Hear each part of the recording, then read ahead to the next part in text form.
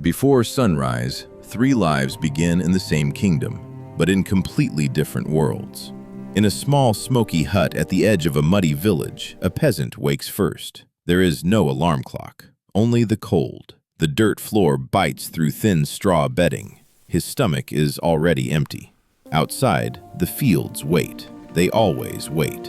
In medieval Europe, nearly 90% of people were peasants. Their lives followed the rhythm of the land.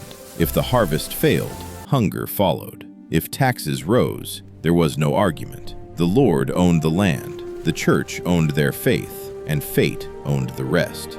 Before the sun climbs high, the peasant is already in the fields. Heavy wooden plow, hard soil, endless labor. 12 hours of work for bread, onions, and maybe a little ale. Every season carried danger, drought, disease, war. Survival was the only goal. But far above the village, another life wakes slowly. Inside a stone castle, thick walls keep the cold out. A noble stretches beneath heavy wool blankets. Servants move quietly through candlelit halls. Breakfast might be fresh bread, cheese, honey, and meat. Luxuries most villagers would never taste. The noble does not plow fields. His duty is power. In medieval society, nobles ruled the land granted by kings. They collected taxes, commanded soldiers, and held courts. Their days might include hunting in forests, inspecting estates, or training with swords. War was both duty and prestige. Armor, horses, banners, symbols of status and survival in a violent age. Yet even nobles lived with fear. Rival lords, political betrayal, sudden war. A castle could protect, but it could also become a prison during siege. Now imagine a third life,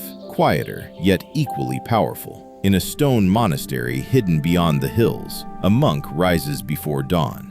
Bells echo through cold corridors. Silence fills the chapel. The monk owns nothing. No land, no gold, no family, only faith. Monks followed strict schedules of prayer, study, and labor. In monasteries across Europe, they copied books by hand, preserving knowledge from ancient worlds. Every letter carefully drawn by candlelight. One mistake could ruin weeks of work. While peasants fought hunger and nobles fought for power, monks fought a different battle, against temptation, doubt, and the restless human mind. Their days were calm, but disciplined. Prayer at dawn, work in gardens or libraries, more prayer at noon, more prayer at night. A life removed from war, wealth, and chaos. But the truth is, none of these lives were truly separate. The peasant's grain fed the noble's castle. The noble's protection defended the monastery. The monk's prayers promised salvation to them all. Three lives, one fragile system.